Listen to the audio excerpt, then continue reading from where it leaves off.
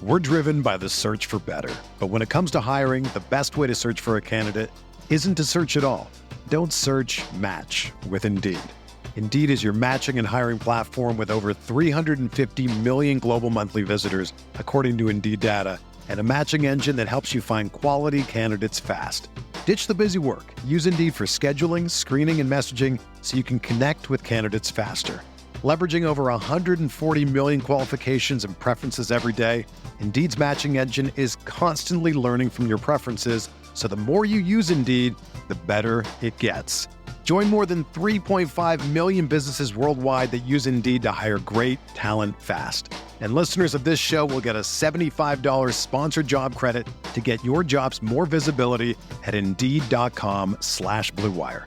Just go to Indeed.com/Blue Wire right now and support our show by saying that you heard about Indeed on this podcast. That's Indeed.com/Blue Wire. Terms and conditions apply. Need to hire?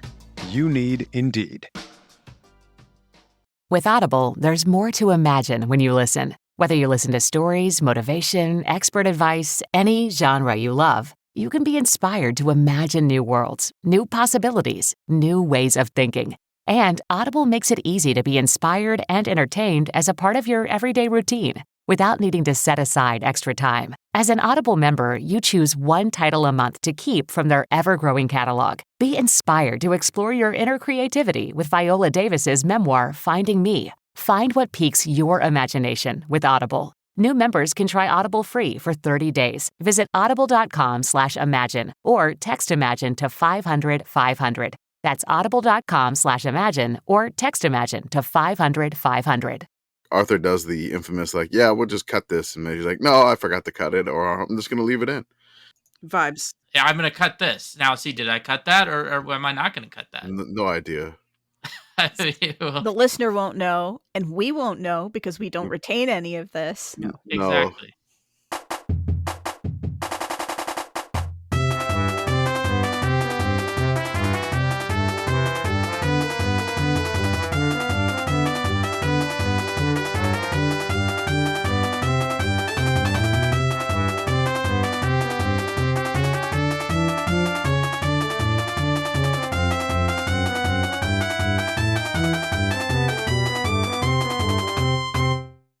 Welcome, everybody, to the Sickos Committee podcast. As regular listeners to this show may know, I am not Jordan. I am Obnoxiously Pit Girl. And alongside me tonight, I have Commissioner Escalante and Beth and Arthur on the ones and twos. So we got a little smaller of a group tonight, which is appropriate, I think, for week 0, where we've got a little bit smaller of a portion of college football. All of that to say, how are you, Beth? I know, like everyone else on this podcast, I was enjoying the cooler weather today. I was in putting on the full zip and putting on my jeans. It was really nice. And, it's just nice that the entire United States has decided to cool down. I wore a flannel to work today. I see Arthur wearing his hoodie, and I'm just furious right now. Home field apparel came through just in time. Just in time. The hoodie showed up along with everything else in the box, and suddenly I can wear hoodies. Do you want to know what the temperature is outside right now, according to the little thing that pops up from Microsoft on my computer? I can tell you. Do. Yeah, I know what ours is. I'm getting 57 right now. That is Fahrenheit. I'm at 56 Fahrenheit. I have my windows open, and the temperature inside in my apartment is a crisp 70 degrees, and it is 61 degrees outside. It is 69 degrees here in the attic this evening. Nice. Okay. So Beth, you're currently at 56. Yes. All right. Times that by 2, and that was pretty much my temperature today in San Antonio. that was my temperature today in San Antonio. I love this weather station. For good and bad. We set a personal record at the house of 110 point, I think it was 110.4 today in the backyard in San Antonio. The humidity was only 20%. It could have been worse. But still, as they say, it's a dry heat. Oh my God. I was burning. I had to pick up my kiddo from school outside in this. It was like 107 when I left. I come back and it was 110. So at the hottest part of the day, you know, woo. The It's a fact little that having your temperature means it's light jacket weather, but having our temperature right now means it's puffy coat weather. for me. Well, for us. Oh, okay. I mean, if it's down in the 20s, I'm like, now I'm talking puffy coat. Yeah. Okay. Yeah. The humidity for the 20s. Yeah, definitely. I can hear the that's Minnesotans that listen to us right now just screaming. Like, it's still hoodie and shorts in Minnesota, right? I Yeah, mean, well- okay, in Pennsylvania, it is always hoodie and shorts weather, to be Okay. clear. No matter what temperature it is always hoodie and shorts weather. Yes. Also, I really only break out the puffy coat if I'm going to be outside for an extended period of time. Mm. It could be negative 50 bazillion, but if all I have to do is walk from my house to my car and wait for my car to warm up once I get in it, hoodie and shorts. See, I just like being able to use various outerwear for like accessories, like fashion wise. Like I'll throw on like a puffy vest because like the puffy vest, it's like, okay, I don't really need this that much, but like I just like the way this looks, right? Like I'll wear like a jacket with sleeves if I really need it. You know, I got all sorts of hoodies, fleeces, what have you. So honestly, a lot of it is not necessary. It's just something that I'm doing because I like the look. Like I'm doing it for style. You and Style and no obnoxiously profile. pit boyfriend both. There are so many jackets in this house, and probably 70% of them belong to him. I'm as we record in the closet, of course. I'm recording in my closet. You were not. But as I record in the closet, I'm like looking at my winter clothes, and I'm like, I don't think they're coming out until maybe January. At this rate, I'm just like, this is What like are winter clothes in San Antonio, Texas? okay. There was depends on if it's a crazy historic storm where we lost power in 2021, which is it's fine. I just layer. But really, I have like a zip hoodie jacket, maybe like just like a crew neck sweatshirt. Um, I do have like one of those jackets where like wind will not, get through it in case it's like 30 and it's very windy or something like that. But yeah, really, that's it. It's like hoodies and like zip jackets, and I mean, I'm not dressing like in San Antonio. It's like we out there. I'm like, I'm not styling. I'm just trying to stay warm. I don't have the puffy vest. So Mac Brown needs to do that. I tend to do I want a puffy vest, I tend to Mac do Brown. tactical vest underneath Tack puffy vest. puffy jacket Okay, when it gets okay. very, very cold. Tack And vest. like I tend to do like the long underwear layer, the It's- more presentable outer is layer. that? Long What is underwear? long underwear? I don't even like. So, I have you ever I don't- seen like a waffle No. knit shirt? I know what it is, but like I don't use that here. It's just like like the one time we went to go play. I think we were in like a recreational kickball league, and it was like 29 or something at the time of our game, and so I just put like I had like body length tights like for the legs or whatever, and like I had that was it. That was my, and then I put it over like normal under normal pants. But like I'm not sleeping in long johns. There's no way in San Antonio. It's not. Are you happening. kidding? Winter is the best sleeping weather. Then Oh, it's so yeah. cold. It's Oh very yeah, good. I love the coolness because I mean the way we set the AC at, like the low is doesn't even get to where we have our AC. Like the low tonight's gonna be like 78, and our AC's way below that. Like maybe 73, 74 to try to save power a little bit here, but it's too warm to sleep. But in the winter, it's just like the heat comes on if it hits like 69 in the house or like 70 in the house. Obnoxiously pit boyfriend and I keep our thermostat at 64 in the winter. Yeah, It's see, a vibe. I mean, I want to just still wear like t-shirts and shorts all the time. That's it. That's all I want to wear. I wish I could keep it that cold in the winter, but like Puddles would get cold and then he gets sad and I can't. Yeah. Yeah.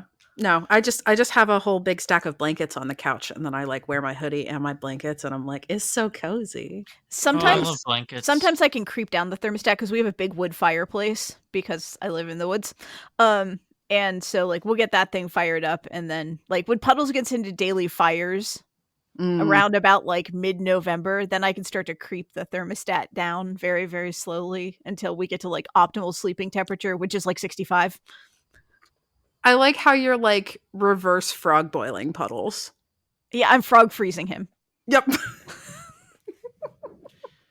There was a point when it was during COVID, like the height of the pandemic. I was by myself. Like I had a couple of people I was living with, but like they went back home for a bit, and I had the temperature at 55, and that was where I was like, yeah, like this is good.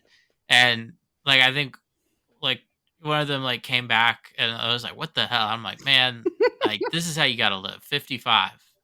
Arthur lives in a meat locker. Look, you know, Jesus. it's like me driving on the highway, me setting the thermostat. You really don't have to go above 55. Everything else is just wasted. I can't imagine my power bill if I tried to get my house down to 55 right now. I can't. It's seriously, it was 110. I'd basically be trying to put my house half of what the temperature was today outside. Yeah. Incredible. I mean, at some point, like I'm gonna do that just to flex. I do not have it 55 in the summer, but 55 in the winter, yes. Yeah. On that note, it is probably a good time to talk about what we are ostensibly here to talk about here at the Sickos Committee podcast, because football season starts very soon, and so there are like football things for us to talk about.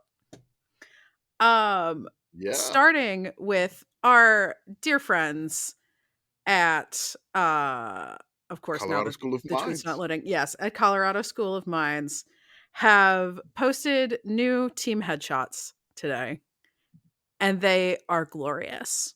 Yeah. Kamish, would you like to describe these for the listeners? Because Okay, podcasting is a notoriously visual medium. So what we actually had somebody from the School of Mines like ask us, is like, hey, are you going to talk about our headshots on the podcast? I'm like, well, we're recording this evening. And I'm like, yes, we are. Because this is probably one of the greatest traditions that we have in college football right now. Some of the administrators are not fans of this at Colorado School of Mines. I've heard. Embrace it. It's But, wonderful. but they are the naysayers, and we got to let a naysayer know that we really love the football roster photos here, which is it's ridiculous. Like when I look at it, there's some folks that don't participate in this, but the ones that do are phenomenal. Like they go all out, and this reminds me of like when you work in an office. Mm-hmm. And there's the people that really participate in the Halloween, or your neighbors, who's going all out for Halloween, who's doing their costumes, and other ones who's just there to hand out candy. So I love the ones that go all out, because there is no half-assing these roster photos, and they're phenomenal. So I want to see if we can maybe do like something we could get a good clip out of it here. So if we could just try to react to some of these photos here, if we could go through the pictures of everybody, if at all possible. There is a video that I did link in there. If we want to go over some of these and maybe throw in some names, I'm going to try to see if I can get this video going and maybe share the screen. I don't know. Okay. Okay. But this is local news, which is While you do that, I'm just casually scrolling through the roster. Hair game on quarterback number 12, Joseph Capra. My guy is living in 2007 with the 2007 bangs, and I love that so much for him. I'm so angry that we're not like, when we get the questions on our spinning wheel that are things like, best facial hair on the like, I want that to be Mines. I always want that to be Mines, because they're so good. They're so good. So this is from Scotty Gange on Twitter, and this is like the local news report talking about the probably one of the greatest traditions in college football that we have, which is great. So the Colorado School of Mines has the greatest tradition in college football because every year they take the most spectacularly outrageous headshots for their website. I think this is their best season yet. Here's some of my favorites, right? Brady Zingelman is the man, but he kind of reminds me of a kid, Alfalfa from the Little Rascals. How about Christian Benedetto? He's from Parker, although he looks like he may fit in a little better perfectly on a pirate ship. We got a lot of local homegrown Colorado kids leading the way. Joey Capper, the quarterback from Denver South, bringing back the Justin Bieber hairstyle. How about Braylon Tate from Legacy High in Broomfield? He may be a descendant of Corella DeVille with that black and white hair. And Caleb Frank from Moffat County High School. I think he'd fit in perfectly with Carmelo and Allen Iverson. Jackson Sayers. This is fantastic. No notes, just perfection. Hey, check out this distinguished and proper fellow. I just want to give him a monocle. He looks so cool. That is Chandler Pogensee. On the sight of Will Richardson at the line of scrimmage has got to intimidate his opponents. I heard he hasn't blinked in years. That's no problem, though, for Valor Christian alum Carter Forsyth, because he's not scared of anybody because he can't see anything. Jack Walters this from guy is Golden, Cousin It. he's got kind of a cool little Marv from Home Alone vibe to him. I tell you, this is all the ultimate way to showcase team pride. Like, check out Steve Street. This dude painted the M on his face. And my personal favorite, Mitchell Moorhead, the Ralston Valley graduate, whose bleached beard perfectly shows off his golden smile for the Colorado School of Mines. Maybe get a little bit of toner in the beard. Just a little bit. It's a little brassy. Chandler Pogensee is my favorite thing I have seen all year. They also left out, if you scroll through the roster, they left out tight end. And of course I clicked it and now it's not loading. Gavin something, and his hair is just sticking like directly up and directly out in 3 sections. Yeah, I don't think they went over Connor Mickelson, which this hair is just, I have no idea what it's like. It's pigtails on the side and in the front. There's also 99 Jacob Sanders, who's got like his hair's kind of poofy to the side, and then he has like a Cindy Lou Who like squiggly guy going straight up. It's amazing. Oh, very good. It's so good. I can't imagine not loving this for Mines. I Sean Gilbert had like, one half hair done, one half not done, which is great. Braden Ackmeyer, like braids in the middle and then pigtails on the side. Number 58. Friends, I swear, we look at these pictures more than just about everybody in college football. Braden Amaker looks like a toddler. He's got the toddler hair. And most of these pages are so boring. And it makes mine such a delight whenever you go on there and it's like, oh, someone is having fun with this.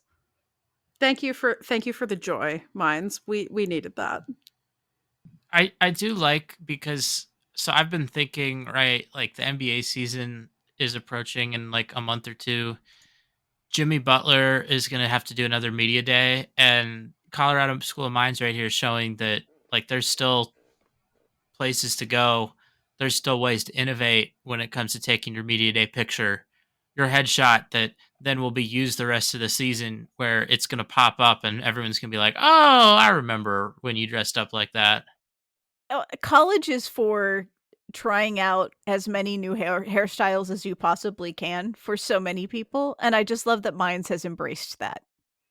There's the dog. Yes, the dog. I'm trying to see. Where's the dog on the roster? Down at the very, very, very, very, very bottom. Very bottom. Ella Groner, the director of Team Morale. That's right. Oh, she's got a bandana. I love and her, and I would die for her. This reminds me of the time I was at Penn State Hershey for reasons, and I met a therapy dog, and the therapy dog had a business card. It was great. What did the business card say? It had a headshot very much like this one, and it had her name on it, and like some fun facts on the back. It was great. I like belly rubs. Yes, listeners, if you have a dog and you have the opportunity to have your dog be a therapy dog, definitely get them business cards. It sparks immense amounts of joy. This was like 6 years ago, and I still think about it sometimes, and it makes me happy. Also, I zoomed in on the picture of Ella. Ella's bandana has blaster Has on it. all It the is a blasters. blaster bandana. A blaster bandana. Perfect. Should we have business cards? What would they I mean, like say? if a therapy dog is gonna have business cards, I feel like we're like therapy dog level at least. I am Arthur, VP of Podcast Production. Sickos Committee. Is that what you want? I don't know. I mean, I thought about making business cards when I went to Japan because Okay. I've heard that that's still a thing. I didn't. No one asked me for a business card over there though, probably because they saw that I was American and didn't look like, I don't know, super professional or whatever. But I don't know. I mean, just to like hand out. Do you want to? So, like, when we come for the brawl, like everybody handing out business cards. Yeah, I like. What about this? A business card that doesn't actually have any contact info on it. Like it just a card with your name on it. Like we're in an outtake of The Incredibles. Yeah, yeah. You want like the Sickos logo on the card itself, but then just say like Arthur. Yeah, well, so I'm thinking like the Sickos logo is on like the front of the card and on the back, but on the back it just says Arthur. Like there's not anything helpful. It's like we have our own Pokemon cards, kind of, but even less useful. Yeah, like the Joker, like giving someone a Joker card, like here's my card. Like hi, nice to meet you, and you don't say anything, and then make them flip the card over. Wait, I feel like anytime you see in like a movie or something when it's like super exclusive or like a spy organization or something, it's always you always just have like some sort of like logo or monogram on the like the front of the card, and you have to flip it to actually I can see that. Get anything from it. We are incredibly bad at business. I don't know. I mean, honestly, like Google I think me. we're what qualify as like media. So like I don't know what the curve is there in terms of being good at business. It's true. Hey, venture capitalists, do you want to let us light a bunch of money on fire? Because there are a lot of media or organizations that have done that, and we're more fun. We'll have fun doing it. We will. Feel free to sponsor any of our stupid ideas. They're great. I mean, preferably all of them. Yeah. We're ready to sell out for stupidity. Let's do it. Just give us money and no strings attached money. You're not going to get a profit. But just give us money. Yeah, that'll work. Speaking of sponsorships, Brett McMurphy Miami announces a, quote, broad-based multi-year partnership making Mr. Meatmaster an official sponsor of University of Miami athletics. No word if Mrs. Meatmaster is also on board. Can I say the slogan in like the Corvallis Love voice? Please do. Okay, I just want to do that. Sorry, let me get in the right mindset. Mr. Meatmaster, life is beautiful. Taste it. So, South Florida college football, we've now got Mr. Meatmaster and Mr. Worldwide. That's right. Getting into the game. I mean, what is FAU going to get now? I mean, FAU needs to get something. Florida football, embrace the patriarchy.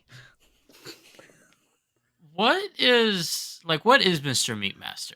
It is a guy who is doing vacuum sealed meat. Think of it like Butcher Box, but more more focused on big quality of cut and less on quantity of cut. So like local Omaha steaks, kind of. Yeah, like it looks like they have like real high quality tomahawks and stuff like that if you want to get it.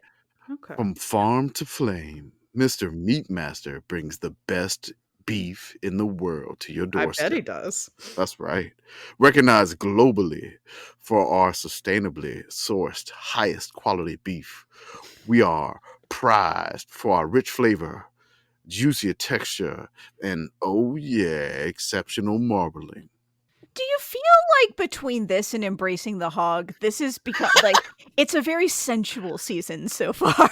I mean, we did have the Razorback nuggets too. So like they're Mhm. embracing the hog, and they got Tyson chicken going on. We got a lot of beef, and meat, and I mean, we need I do like a food based sponsorship yeah. because it's something that I can like I don't know, maybe it's because I'm a racing fan, like I'm primed to do this, but I love like seeing a sponsor and then being able to act on it. And I feel like food is like the most actionable product, right? Like there are other products that are consumer products, but I can't just like buy on a whim, right? Like if a car dealer sponsors, right, like that Kia dealer is sponsoring FIU in addition to Pitbull, like I'm not just gonna buy a Kia on a whim, like, oh, like they're sponsoring this sports thing, but like some meat, like hell yeah, I could buy that. And I guess this is probably expensive meat, like it's probably high quality meat, but that's still like a purchase I can just like make, enjoy, and move on. Like it's not something where it's something that you need, right? Everybody needs to eat, and it's something that you get a really high turnover. You're gonna eat something new every day. It looks like the prices aren't too bad. Like I'm seeing a 2.5 pound tomahawk for $78. Yeah, yeah. I mean, Like that's more than I 14 would ounce pay. ribeye for But $25, but like decently marbled.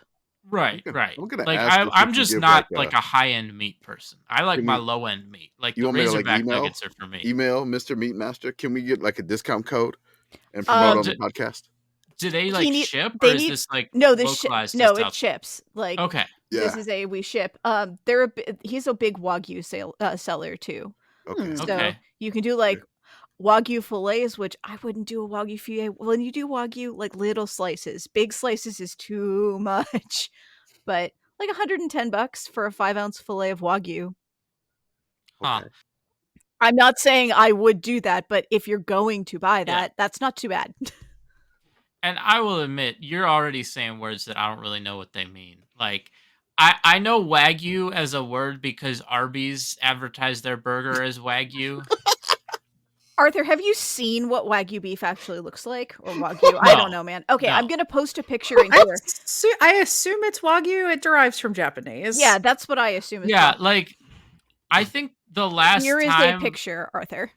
I ate at a steakhouse was in Japan, and not this most recent trip. So it's been a minute. Yeah, in the US, typically we get Wagyu. In Japan, they get Kobe.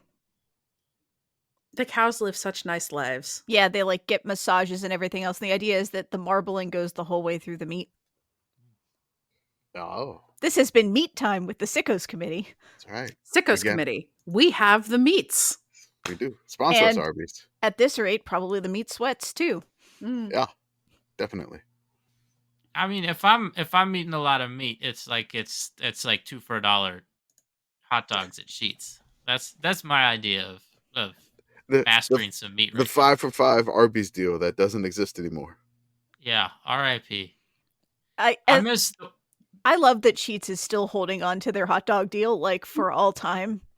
I'll be so sad when that goes when away. places do that. Sheets, handshake, Costco, hot dog deal forever. Yep. What's funny too is like you didn't it used to be like you just order 2 hot dogs, they're $1, and it's steadily like the price has gone up and up, but like you scan your rewards thing and it's still 2 for $1. So like it's gotten to the point where I'm like buying like 2 hot dogs and it'll ring up as like I think it's now like it'll ring up as like $2, and like I'll scan my card and it's like nope, it's back down to $1. Like the price, like it was like $1.79, like $1.90, and like it keeps going up. So at some point, either they're gonna get rid of the deal or it's gonna be something ridiculous. Like it'll go from like $5 to scan your rewards card and it'll be like, nope, that's $1. It's like how Monster is eternally 2 for $5 at Sheets. It just is. It's how it works. Yeah, or like the Arizona iced teas. Sold. In other college football news, Delaware State seems to have missed a rather important flight. Spokeswoman for Delaware State confirms that the Hornets missed today's 10.5-hour flight to Honolulu because of a, quote, bus snafu on their way to JFK. Quote, We're working on a plan, she said. That's interesting that they would have to take a bus all the way up to JFK. If you want a direct commercial flight, like JFK, I think is the second closest airport to, I believe Dover is where Delaware State is. I think Dulles is definitely closer to Dover, but Philly you have to exists. So fly. is BWI, and so is Philly. Like, Yeah, but they don't have They directs don't have to direct Honolulu. flights to Honolulu. Oh, Yeah. they used to. If Oh, you well. fly out of BWI, you're probably flying Southwest. Yep. And that would mean you would fly to like California or somewhere on the West Coast, change, and then get on another flight to Honolulu. Also, you would be spending like 11 hours on Southwest. Ugh. So these guys were all supposed to be on the same flight. Imagine you're also on that flight, and suddenly you're on a flight to Hawaii with like 3 people on it. Yeah, I mean, I would assume that they would take like a pretty big plane for that flight, JFK to Honolulu. But yeah, it's gonna be noticeable. Like you're gonna have a lot of room to move around. You're just hoping for that center seat to be open, but now you have like the entire back half of the plane. Yeah, open. yeah, I'm sure there's a lot of space. But imagine like, I personally haven't experienced this, but like I know people have had this happen all the time where it's like, oh, like your flight gets messed up, like you got to rebook, the airline's got to try to find space. Now imagine you're an entire football team that like an airline is trying to find space for at the last minute. I don't know because I looked up the flight schedules. So actually, I do have an update if you wanted it. Oh, is there an update? Yes. Yeah, Brandon Marcello, friend of the pod, Brandon Marcello. He said Delaware State rebooked its travel and is still scheduled to arrive on time tomorrow, which will be Wednesday. The spokeswoman for Delaware State, they built in an extra day to travel in case there was an issue, which, there was an issue with the bus snafu. Also, Brandon says the bus company that Delaware State hired to transport the team didn't show up on time. So it was not Delaware State's fault whatsoever. And this was, it looks like it was Wirtz Motor Coaches. Wirtz. Not Hertz, but Wirtz. It was due to an internal scheduling malfunction in our reservation system. Friends, and that basically is my job. Like that sentence, that's my job. So band director PSA here.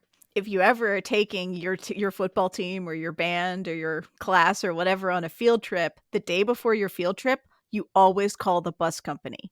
It doesn't matter if that's the 3rd field trip you've had this week. The day before your field trip, always call the bus company and go through the whole itinerary and make sure what they have is what you have. I've never been bitten by this issue ever. Why are you looking at me like that? Beth, how many times does it happen to you? It was once, but it was a big once. Once is enough. Yeah. All right, it's a big once. That's enough. How big of a once? Okay. Like 3 weeks worth of emails. Ooh, yeah, it wasn't great. Wasn't good. Not good. Did you ever have a bus get lost? Yes. We had that. I've also had a so I live kind of in the middle of nowhere, Pennsylvania, and I had a bus driver who doesn't like to take main roads. Oh no. And I wasn't paying attention because I had a really nasty headache, and like I'm on a bus with a whole bunch of high school band kids, and so it's not quiet. And by the time I look up, I'm like, why are we in Marion Center? That doesn't make any sense. Like we're way off the beaten track. And it took an extra hour and a half to do our 30-minute bus ride because this person didn't want to take 422. Oh God. It was awful. It was so bad. Yeah, we were all big mad. I mean, I've also searched Marion Center and I'm now zooming out trying to find a town name that I know, and I had to zoom out several times. Yeah, it's not good. No. Did you hit Indiana or Punxsutawney first? They both came into view at about the same time. Yeah. Oof. Yeah, not good. Not good. Yeah, that's call your bus company. I was gonna say, like, because the worst I've had is like, man, like, how are we in a cul-de-sac? Like, obviously we have to turn around, but like, how did we get here? Like, that's worse. No, that's worse. Speaking of transportation, one last thing that I want to talk about. What would Before you we, like to talk about? I want to talk about the Cyber Knoll. Oh man, is this the first like college football team wrap we've seen? No, we saw the Ohio. Well, no, it was a blue one in front of the Ohio State one, so that's different. So this is like a wrap for Florida State on a Cybertruck. Thank you to Oh. whoever made the Cyber Knoll picture gigantic in the show notes, by the way. You're welcome. It is now an entire page of Cyber Knoll. But listeners, this is a Cybertruck with a garnet wrap and the logo, the Florida State logo on the passenger door. And it also says Knowles on the front where a grill would be on a normal car. So most EVs, they're like the Tesla, I refuse to have anything where the grill ought to be, is incredibly odd to me. Like I find it off-putting and weird. This, you've managed to make it as like Hot Wheels-ified as possible. It by looks like a doing this. toddler druid. It looks even more like a toddler druid. Yeah, I mean, it's like, I don't know. There's definitely some choices you can make with the grill. Like, I think both, Tesla, it kind of makes sense for them because they don't have like any cars with actual grills. Like, I think what's funnier to me is the BMW grill, where like they have that freaking massive grill and they still have it on the EVs. It's just all like blocked up. It's just solid, but it's still just like huge. The thing that I like about the Cybertruck is that by making it out of like just stainless steel and not even like high quality stainless steel, like this is not like steel that's designed to be exposed. Pretty much anyone that gets a Cybertruck has to wrap it. So like the number of just ridiculous wraps for the Cybertruck that I've seen on the internet, like off the charts compared to any other car, because any other car has like actual fucking paint on it, so you don't need to do this. Yeah. Like once the wrap is mandatory, people have gotten creative. Did you see the Dale Earnhardt one that was going around today? Oh yeah, I've seen the Dale Earnhardt one. I've seen the one that's modeled after the car from the Dukes of Hazzard, in all of its wonderful glory there. God, I can't wait for the first one of these things that I see in like somebody's front yard up on blocks missing its tires. That's going to be a beautiful moment in my life. Yeah, I mean it's funny to see it in person because you see everyone else reacting to it. Yes. Like, yep. It's I've seen them around now, and like I was out in Portland. I think I saw more out of them in Portland, but I've seen them around enough where like if I see one, it's like, oh, okay, like it's a Cybertruck. But just seeing like everyone reacting to it, like it's like people watching, but like watching people watching something else. I saw one the other night. It was parked just like, like on the main street in my neighborhood. And there was a garbage truck right next to it, like emptying trash. And I saw like so many, I saw multiple people trying to take a picture to get the Cybertruck in the same frame as the garbage truck. Like it was, and of course I got the picture too, cause it's a caption that writes itself. Like, hey, here's a dumpster in the garbage truck. Like I've seen pictures online of like animals doing damage to like the back cover because they think it's a dumpster. Like it's just, there's a lot about this car that it's just, man, like I can't imagine spending 6 figures on one, but like it's a sight to behold. I'll tell you that. I think that's the other piece here is that merely owning the Cybertruck means that you, the Cybertruck owner, have more money than sense, which also lends itself to I am going to wrap my Cybertruck in garnet and put the Florida State logo on the side. I am so hopeful. So we have one Cybertruck that is kicking around my area. And please find out who that person is and interview them for I us. only see it in one place, and I hope to God it is because that this person actually works at Uncle Joe's Woodshed. Yes! Like, I want that so badly, and I can't decide if I want a really bad, tasteless Penn State wrap on it, or if I want an Uncle Joe's themed wrap on the Cybertruck. But I can tell you they definitely do need to wrap it because we have acid rain here, and it is doing some bad things to that Cybertruck. It's funny that, like, I feel like because a lot of people probably that have Cybertruck money are people that have their own businesses, so there's like an urge to have like Cybertrucks with your business on the wrap. And I saw one of those. There's one of those around Pittsburgh where it's like some gym where, like, I'm assuming the person who owns the gym has the Cybertruck, and it's like, man, like, if you're buying a Cybertruck, like, I really cannot view that as an endorsement for your business. Like, obviously you're making enough money, but like, just from a judgment perspective, that's concerning. I don't think I would want to have you, go have my business there. Like, it's a red flag. So when I went to Houston on vacation, we were just walking to the stadium, and I never saw one of these in person before because I haven't. There's evidently one in San Antonio, but I haven't seen it in person. And one like whizzed by us like right as we're trying to cross the street, and there's like maybe a group of like 20 people just waiting to cross the street, and then this car comes, this Cybertruck comes flying by, and unprovoked, everybody just starts like ripping on this truck. It's like somebody's like, well, I hope it doesn't rain because it's gonna. I mean, and then we're crossing the intersection after we can cross, and it just continuous for like at least like 3 to 5 minutes of just nonstop roasting of the Cybertruck, which is it's ridiculous. I really love the garnet wrap.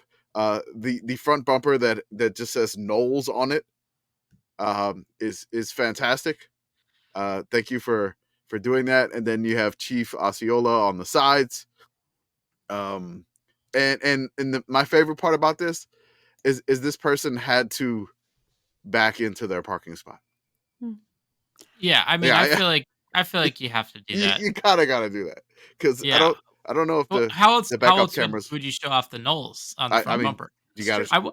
I will say the one thing I will say about this specific wrap is that I feel like they could have done better. Like, if you're gonna get a wrap, you can have like a little more design, a little more creativity. Maybe again, it's coming from a racing background where you have a lot of actual like creative people behind this. Like, because this, it's like, okay, like we got the color and then we slapped a couple like stickers on it. We slapped some logos, right? Like, this looks like something that like I would design really quickly in like a team builder type thing where it's just like, oh, I just like, yep, what's the hex code? Punch that in. Okay, here's the logo. Slap it on. Like, I feel like, you could have like, maybe like some stripes or like just anything to make it a more cohesive design. I feel like that would go a long way. I mean, it still wouldn't make it look any less ridiculous, but at least would have like a little bit more style. Yeah, I wanted to say Knowles really big on like the hood part of the front, like it's a NASCAR car. Yeah, like the hood or maybe like the rear, like above the rear wheel there. Just like there's a lot of unused space on the design. I wonder if they're sort of like going one tattoo at a time until they get their whole sleeve. Also, I'm really sad that it is like an urban legend that red cars are more expensive to insure, because the idea that someone would suddenly have to pay more to insure this because they wrapped this just tickles me pink.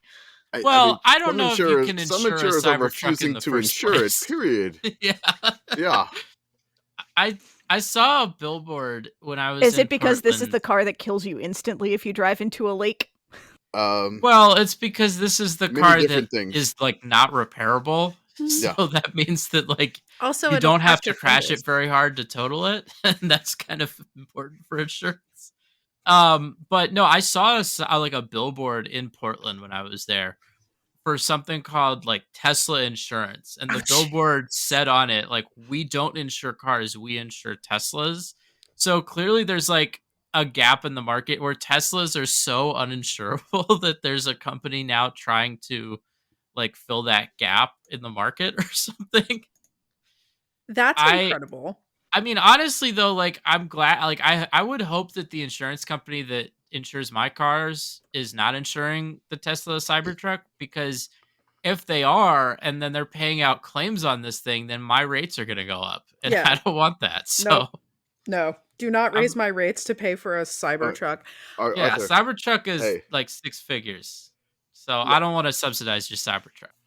So I want to jump back to something Kamish said a little bit earlier, because I think I've mentioned this on the show before. I drive a Volkswagen Beetle, and this sparks joy sometimes among people out in the wild. I get to see people punch buggy each other. I get to see kids be really excited about my car.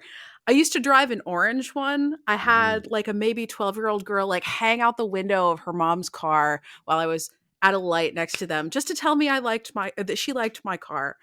And it's one of the things that I enjoy about driving this car, in addition to the fact that, like, I drive an A5 Beetle. It's pretty zippy. It's a good time for a small car and, like, a reasonable small car to drive.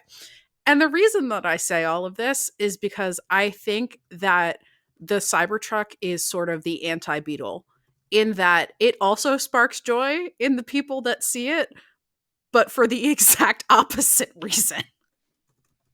Yeah, I mean, I would say like the way I would describe the Cybertruck is like you could wrap it, but like if you're rolling out in a Cybertruck, you're kind of like a certain emperor rolling out with just the greatest new outfit, you know? Like that's kind of the vibe it has. But man, I like there is something to just like a car that you see like in a parking lot or at a gas station that sparks joy.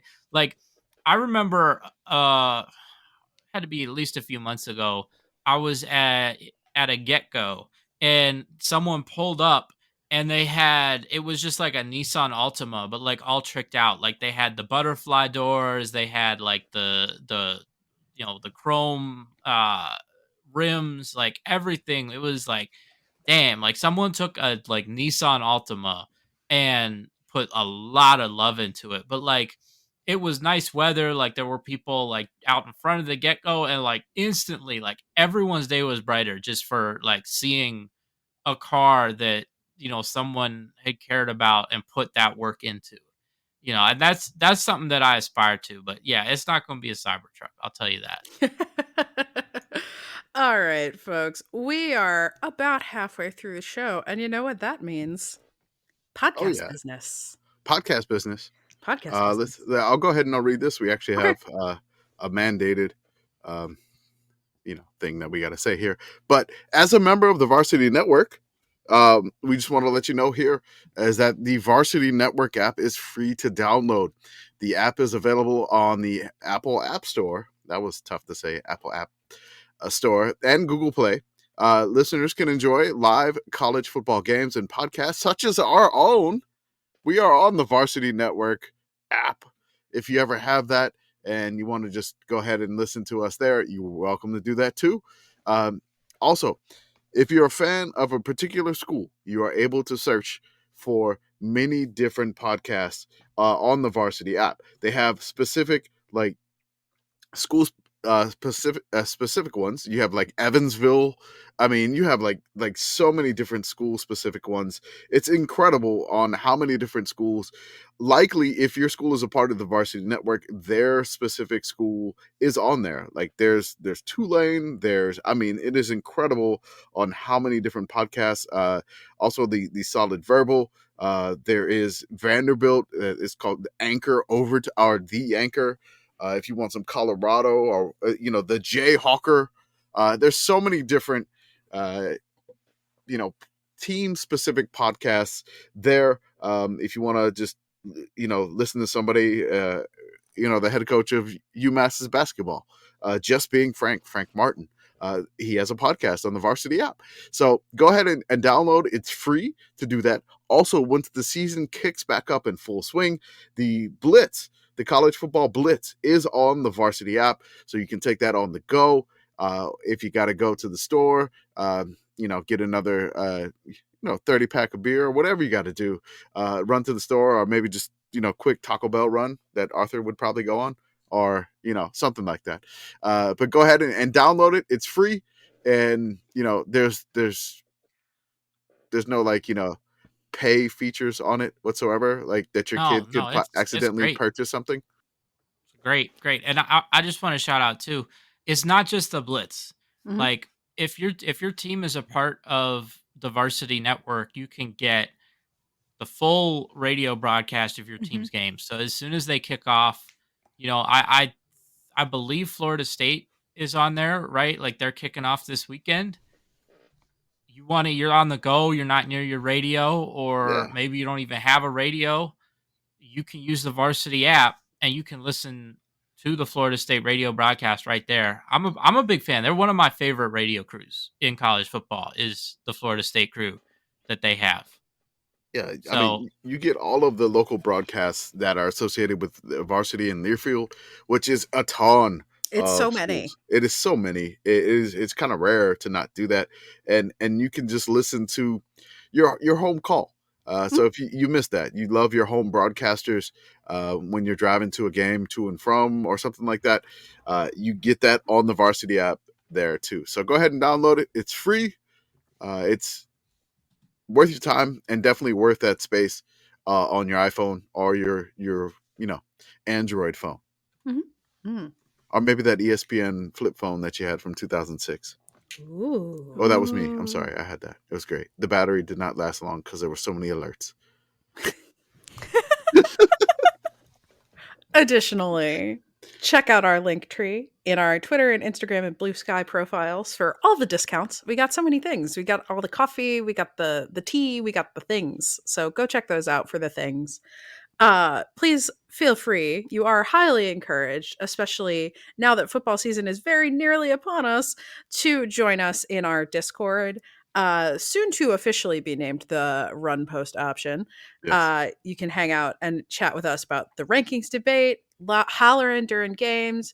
Canimals is one of our favorite places to hang out if you like adorable animals and what people are cooking and drinking and eating. That's a good place to be. You can help us with research or submit suggestions, all that good stuff. You also get all the paywalled Substack posts too. And there are podcasts behind the paywall. So if you want to listen to everybody on this podcast, except for me and Arthur on other podcasts, you can do that. Because we got Commissioner's Corner and Yes, Rah, Rah, Yes. We need Pitker and Arthur summarizing Pitt football for 20 minutes. Oh, God. Behind the paywall. That? Yes, I don't know. I don't know yes. that I have 20 minutes on them right now. I mean, No. Well, I see mean, once the season after gets a started. game, a rewind or something like that. I don't know. I do have if I had the time, I would do one, but I'm busy doing this. Yeah, and I think I may have another time this week to get in Commissioner's Corner. I am going to start going over some defunct bowl games, and I have one of them written right now. I just had not had any time to record it. It's just I'm going to go ahead and record it as soon as I can, and hopefully we get that out there. Another Commissioner's Corner. Also, if you're into binging podcast series, we did the Prairie View Chronicles, which is a 7 podcast series. We went over the entire history of Prairie View football. We went over every single game and their NCAA record losing streak, but not just talking about how they lost, but what led to this, because this was not any of the players' doings, not any of the coaches' doings. There was numerous indictments, which I think we got over 30 something indictments from money issues, a lot of things that were going on with the university, but they decided to fight through it. So we salute every single player on that team, and I'm glad. I think in 2019 they recognized anybody that was on those teams in the 80 game losing streaks, which I just found that out, which is awesome. So check it out. It's a great story. You learn a lot about characters associated with it, and you just kind of feel for them. Your heart goes out for them, and it's a fun series to go ahead and do that. It's about 7 hours total, so if you're looking for that, throw down $5 and you got 7 hours of podcasting. So if you got like a 7-hour drive to wherever you got to go for a road game or something like that, or if you're a CFB campus tour doing your touring, go ahead. $5. Delaware State, it will get you through Yeah. 65-ish% of your flight. Yes. So Yeah. Delaware State, on your flight, all of you folks can learn the story of Prairie View A&M's arduous road through the 1990s, and then finally getting through that long, unfortunate losing streak. And then you can listen to one episode of Hardcore History on the way back. Additionally, we got YouTube, we got the merch store, adding new stuff to the merch store all the time. Go check it out. Check out the YouTube, check out the Instagram. We have Twitch. Have we put anything on the Twitch recently? So, yeah, I have not had a chance to play, honestly, with the kiddo going back to school and then the in-laws coming in on the weekend. I have not had a chance to just sit down and play. So that one tweet that said that you were not going to play as much as you could in college, they were correct. So That's a bummer. Unfortunately, That was a bummer. for me personally, but I'm gonna try to get the sticks back up and hopefully get the Twitch going again. Also, I'm working on trying to get something for Joey to get him up full time, so he could play some random games, and then everybody can log in if you got a console, and just random committee folks playing games at random times. All right. A couple more things to plug before we get back to the show. Mention the Substack briefly. There are still season previews. We got the SCWTF Man 5 loaded for FCS this week. Is that correct? Well, Mesh? no. No, FCS this is out is of done. date. Let me get this FCS out is of done. date. Okay. But we had the ACC that came out on Monday. We did the Independence today. We got the Big 12 coming on Wednesday. We have the MAC coming on Thursday. And then I am in the process of doing the Big 10, the Sun Belt, and the SEC. So 3 conferences left. It's a free Substack thing. If you want to join that too on the paywall, you're welcome to do that. You get all the podcasts that we mentioned earlier behind the Substack paywall. Just no Discord access. Yep. Besides that, go hang out with our friends at the Message Board Geniuses podcast. They go places we don't dare to go, and we already plumb the depths of the internet, just not quite that deep. So, and things are winding up for them to be having a real good time very soon. So definitely go check them out. And lastly, but certainly not leastly, Sickos and Home Field Apparel, some of our favorite folks. Arthur's premium box arrived, and he is wearing what appears to be a very cozy pit sweatshirt. We've got Evergreen State on the pod, and is that who we got? Oh, UTEP. That's right. In that's honor of very our good. preview coming up shortly. Is that gray or is it like light blue? It is light blue, and then Ooh. it's the orange I like for the it. UTEP orange. Yeah, That's a good look. All right. And also, we have a hat showcase now. Hat Yes. showcase. If it's your first order for regular home field stuff, yes, ha ha ha, yes, or yeah, 3 ha's. Yes, ha ha ha, yes, 3 ha's for 15% off. But also, if hat showcase, we're gonna have 2 hats a week. Probably most of the time, 2 hats a week as part of the showcase. This week is Florida State versus Georgia Tech in honor of the Ireland game that we're going to talk about a little bit more later. And the discount code for that is yes, hat. Yes, that's 2 hats because there's 2 hats for 25% off the hats in the showcase. And that is regardless of if it's your first order. So that's correct. Get those hats, kids. Yeah. I did want to say that the New Mexico just dropped, and they had a beautiful turquoise brimmed hat. They also have New Mexico State coming. They do have Kennesaw State, and I think ODU are left this week. So if you haven't bought anything there and you're a fan of those, listen to our podcast, you can use that discount code. With the Sickos hat, showcase, as long as the hats are on that link that we tweet out, the discount code is good. Because as soon as they sell out, those hats disappear from the link. So you need to get them when you can. Get the hats while they're hot, folks. Get the hats while they're hot. Yeah, do not wait. If you wait, you will lose out. That's right. Achieving a gorgeous grin from home isn't a total mystery with Bite Clear aligners. Just don't be surprised if all of your sleuthing friends start asking, "What's your secret?" Begin by ordering your at-home impression kit today for only $14.95. Bite Clear aligners are doctor-directed and delivered to your door. Treatment costs thousands less than braces. Plus, they offer flexible financing, accept eligible insurance, and you can pay with your HSA FSA. Get 80% off your impression kit when you use code WONDERY at Byte.com. That's BYTE.com. Start your confidence journey today with Byte. Hey, Prime members, have you heard? You can listen to your favorite podcasts ad-free? Good news! With Amazon Music, you have access to the largest catalog of ad-free top podcasts included with your Prime membership. To start listening, download the Amazon Music app for free or go to amazon.com/ad-free podcast. That's amazon.com/ad-free podcast to catch up on the latest episodes without the ads. All right. So we have, this is our last preview, right? Their last preview. We're supposed to do this with Felder, but it kind of fell through because we had Felder on. So Felder was amazing, and I'm glad we got through the ACC. I have no regrets whatsoever. Absolutely that episode, none. phenomenal. If you have a chance to listen to the ACC preview, we had Michael Felder on at In the Bleachers from the Hannah the Nerd podcast, and it's such perfect Sickos content because we finally had what amounted to an interview show, and it was the guest desperately trying to interview us the whole time. It's so much fun. It was great. It was a lot of fun. It was a great podcast. Oh, it was beautiful. I kind of, if I was ever gonna do like a special podcast or something like how you just do it on the Patreon, I think that's what I would want to do is just like interviews. Because I feel like we can have guests on and like they're kind of like doing the podcast with us, but I feel like it is kind of awkward when there's like 4 or 5 of us and one person. Like it's like 5-on-1. Like I would do a podcast that's like 1-on-1. You know. Okay, Arthur's 1-on-1 behind the Patreon. Okay, the purest form of war is 1-on-1, according to a movie that was pretty bad. Sure, totally. So let's go ahead and get started. Our last conference, we got a preview before the season starts. It is Conference USA. We're gonna go right ahead and do it. We have the Super Sicko Spinning Selection Season Preview Forecast.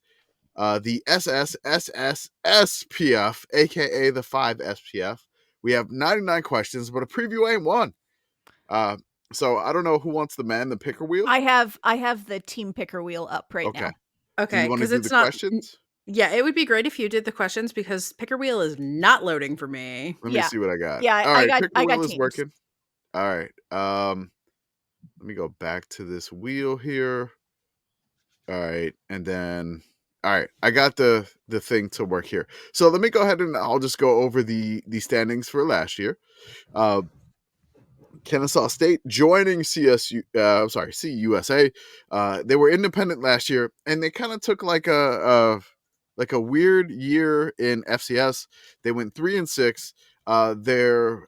They nearly upset Sam Houston last year, who is now one of their conference mates. So that could be like Sam Houston, Kennesaw State. A little bit of a rivalry already in there because that was a good one.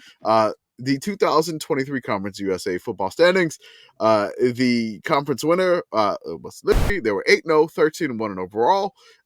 Second place, New Mexico State, 7-1 in conference, 10-5 overall. That was weird because they played 15 games last year. Incredible. Because they had a Hawaii game. Jacksonville State, 6-2 in conference, 9-4 overall. Western Kentucky, 5-3 in conference, 8-5 overall. Middle Tennessee, 3-5 in conference, 4-8 overall. UTEP, 2-6 in conference, 3-9 overall. Sam Houston, 2-6 in conference, 3-9 overall. Louisiana Tech, 2-6 in conference, 3-9 overall. And the folks that play at Pitbull Stadium, 1-7 in conference, 4-8 overall. CUSA champions were Liberty, defeating New Mexico State. So let me go ahead and I'm going to get the wheel going here, and hopefully I can present that correct. We'll go ahead and let's see here. The wheel. All right. So who do we got first, Beth? Jacksonville State. All right. Oh, we can hear the clickies too. Hooray. Nice. We can hear clickies. All right. Yeah. It works out. Okay. Do you want to do the civilization question? You know, I we don't. did just get that demo. We did get the demo, but I missed it because I was doing my actual job. The only thing I know about Civ 7 as of right now is that there are navigable rivers in Civ 7, and I'm very excited about that. Okay. So is there a river in like Jacksonville, Alabama, where Jacksonville State is? I don't know. We can figure that out. Let me see. I'll do another question.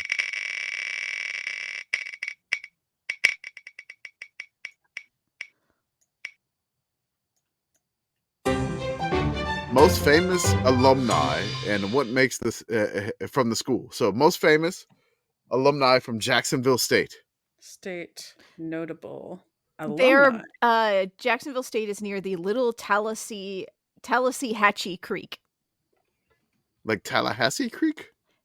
Tallahassee. I gotta look at this on the map. Tallassee.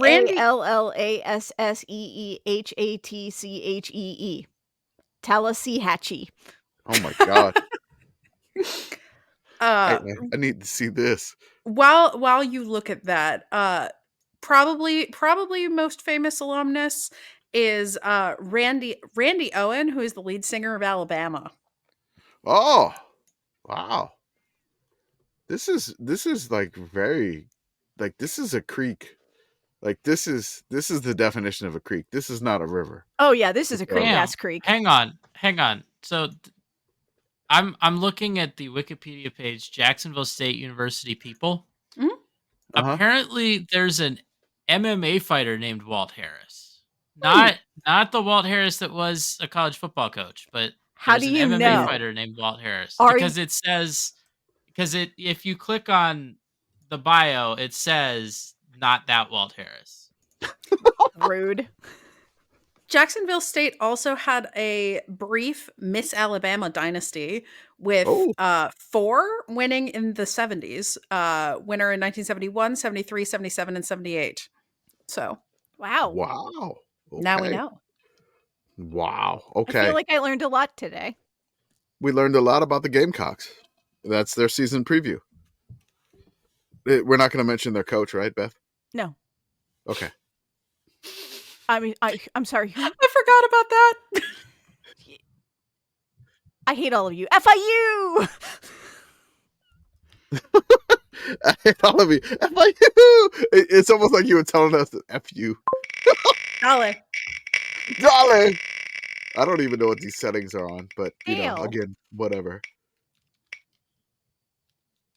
Add up the weights of the kicker, punter, and long snapper, then convert from weight dollars to Vietnamese dong. Let's go ahead and do that. All right. FIU football roster. All right, I'm getting the currency translator going on. So we want the kicker, punter, and the long snapper. Long snapper. All right. Can we throw Pitbull in there just for fun? Yes, yeah, add Pitbull in there too. How much does somebody's Pitbull gonna have weigh? to Google how much Pitbull weighs. I got that. How much does Pitbull says he weigh? Yeah. Okay.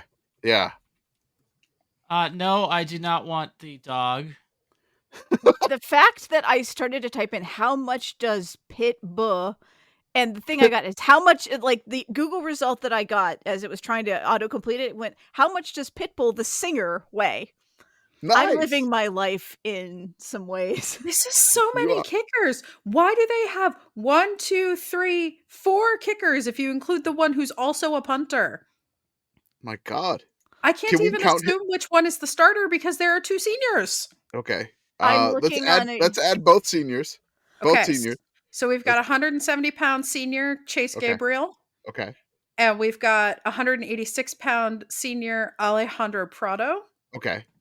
And we need a punter. The kicker / punter is also a senior. Okay. 182 pounds. Okay. Let me scroll down. Where's the long snapper? I'm going to assume that the junior long snapper is the starter. He is 6'3", 215. Okay.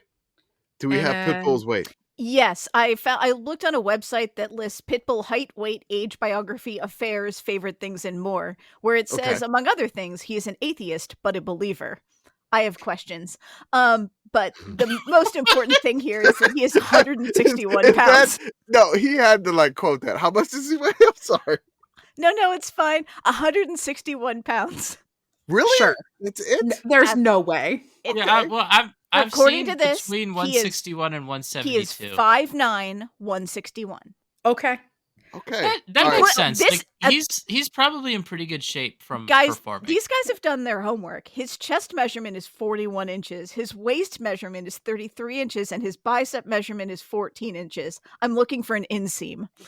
Okay. Yeah, like I'm about to buy Pitbull some suits. Kamish, before you do the currency conversion, I do want to note that there is also a redshirt junior 6'5", 244-pound Australian punter on this roster. Okay. So do I need to add that? Yes, Like, you just need to add him. Okay. All right. Would any of you like to know what Pitbull's hobbies are? Yes. No, let me add the weight first, and then we go to the hobbies. 200 and what? 244-pound punter. His name is Jordan Doling. Okay. Now we get the. All right. Go ahead. What is Pitbull's hobbies? Pitbull has two hobbies. His first hobby is music, which fair. Well, I mean, it feels like that's his I don't job. know. Yeah, I feel like you can't count your job as a hobby. I mean, different strokes for different folks, I suppose. True. His second hobby is cigars. Hell Okay. yeah. Okay. Okay. That's Miami right there. All right. So the total of that with Pitbull plus the Australian and the Los Angeles. So that was 1,158 pounds. Yeah, because we have two different kickers, a kicker Yeah. / punter, the long snapper, the punter. That's a Yeah. lot. So That's a lot. that's 28,937,445 Vietnamese dongs. That's a lot of dongs. That is a lot of special teams dongs. All right, next team. Flames. Oh, the Flames. Okay, Flames. Flames. Calgary Flames. Them.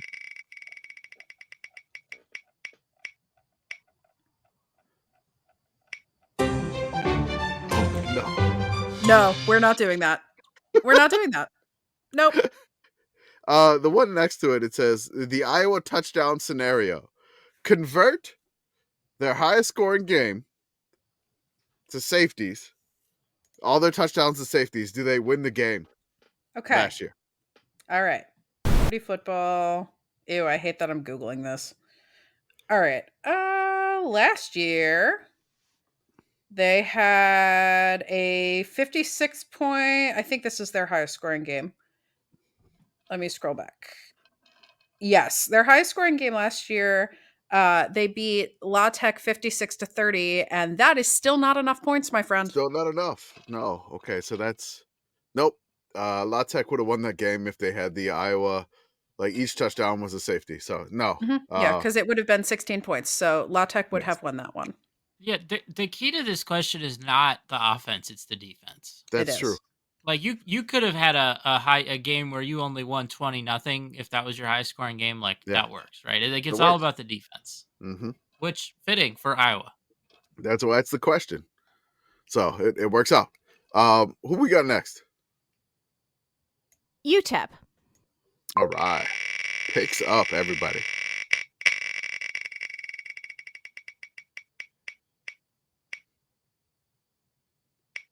What is the best named bowl game that UTEP has played in?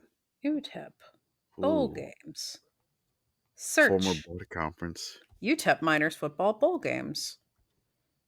Maybe the GMAC Bowl. The options here really aren't great.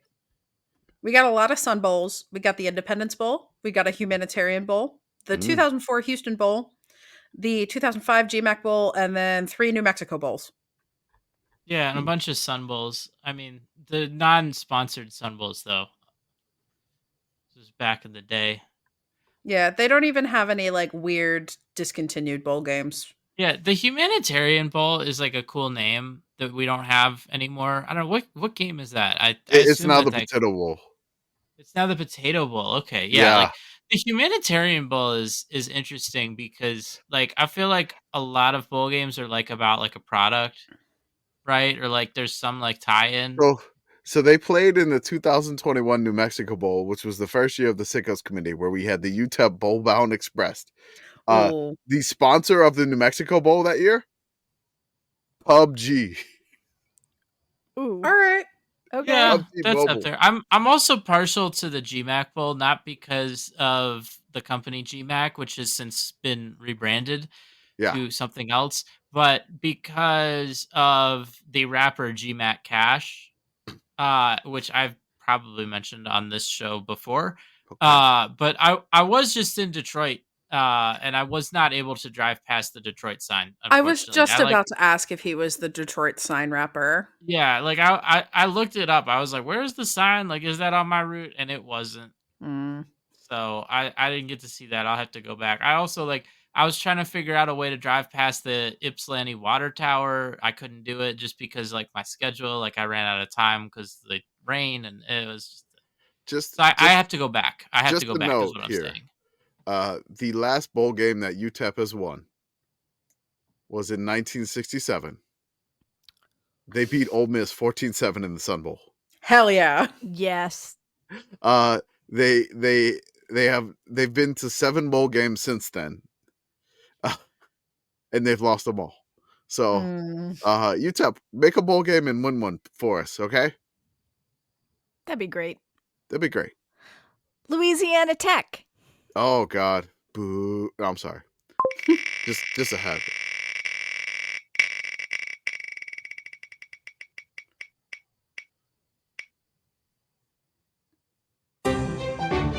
Will their coach pull a Scott Satterfield, Jeff Hafley, and get a new job before they are fired? So, their coach, I believe, is it Sonny? It's Sonny Cumbie. Okay, He was so hired November 30th, 2021. okay, he's kind of on the hot seat here. I'm gonna say that.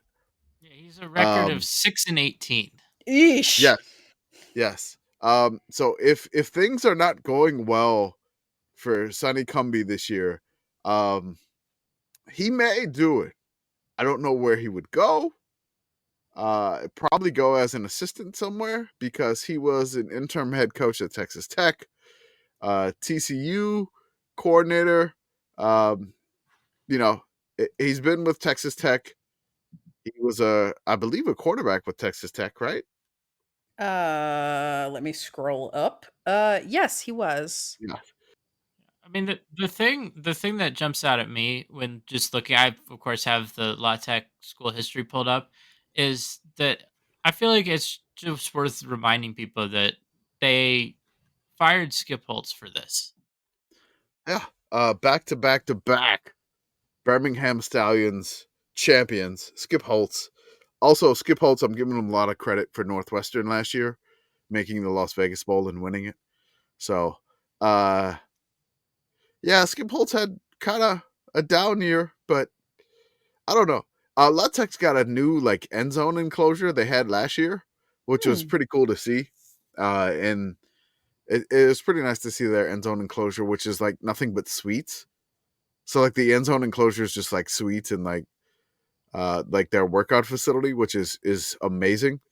But it's nice to see that in Ruston, Louisiana. So that's all I'm gonna say nice about La Tech. Also, their frisbee golf course in the park right across is amazing too. Right across, there's a park right across from the stadium.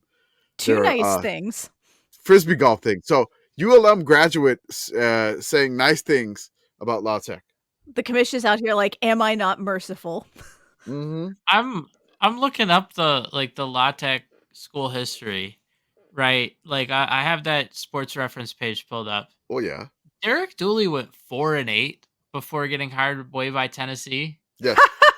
So like, I don't know, maybe that that Scott Satterfield type move of getting hired away is possible for Sonny Cumbie. I love this because I pulled up like La Tech schedule and I scrolled down to the bottom.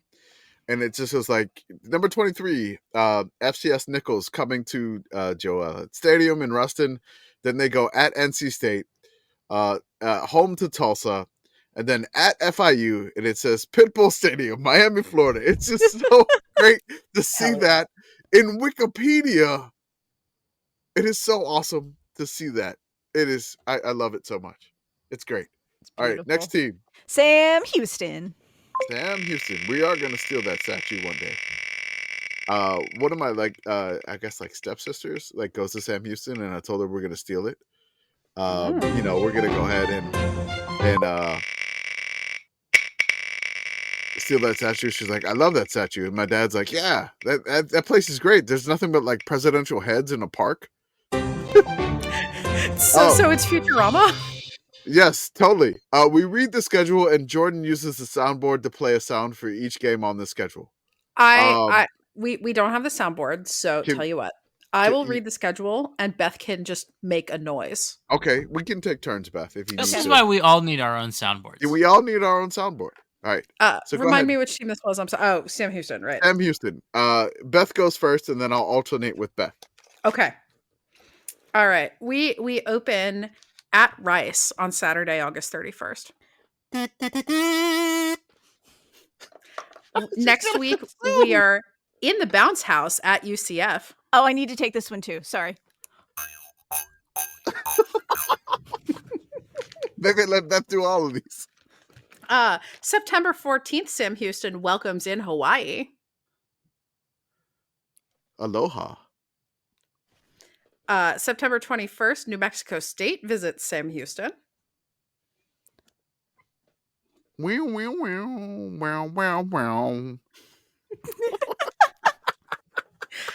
September 28th, Texas State visits Sam Houston. October 3rd, Sam Houston travels out to El Paso to play UTEP. Blink. I'm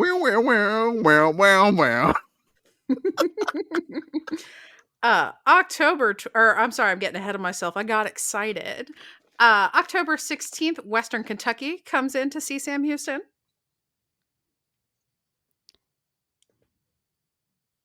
What kind of sound do we think Big Red makes? Yeah, that's what I was like. I was like, what sound does I Big don't Red know. make? It broke my brain. I think its silence is deadlier. Fair enough. The Hilltoppers have eyes. Old friend. October 22nd. Folks, Sam Houston is going to Pitbull Stadium.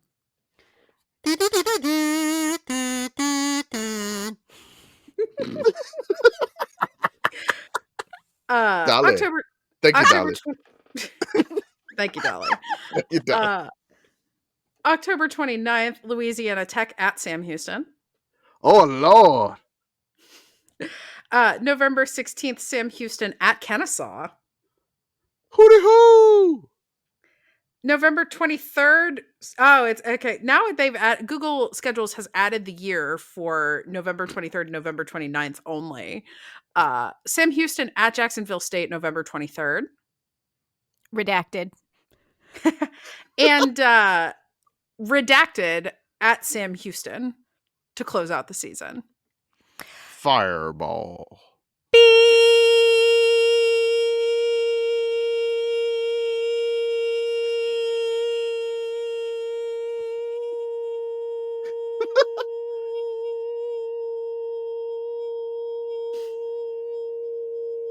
I need to change the battery in my fire detector. I'm really sorry, Arthur. Don't be. That was amazing. That's fine. I'll cut this. I'm just imagining somebody driving and they just hear this beep and they start worrying about their car. If your car makes that kind of noise, you should be concerned. You should probably pull over, yes. Next team. New Mexico State. All right. Well. Listener, I've had this kazoo sitting next to me since we started recording this podcast. I've just never used it. New Mexico State review their 1974 season and how sickos it is. All They were right. The 1974 New Mexico State Aggies went 5-6. Oh my God, what a schedule. Go. All right. Open the season at Wichita State. They won that one 13-12. We're off to a very good start, folks. Oh boy. Versus Southern Illinois at home in Las Cruces, won that one 28-9.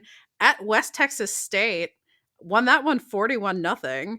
And then at UTA, won that one 42-14. Oh wow, they did a September Maryland. Huh. They sure did. They And look sure did. look at the margins of victory in the second half of this season. Oh no. This is incredibly Oh, sickos. It's so brutal. October 5th is their first loss. They lost that one 7-9. And then UTEP at home was their last win of the season. They win 14-13. Then they go to North Texas State, lose that one 24-19, lose to Drake at home 29-28, lose at New Mexico 26-24. Actually, get blown out a little bit at Tulsa 28-7, and then at San Diego State 35-14. But man, all of those very narrow losses in October and early November. Oh, that's rough, buddy. This is a 10-win season if they win their close games. Yeah. Ouch. Oof. Oh man. Very sickos. Very sickos.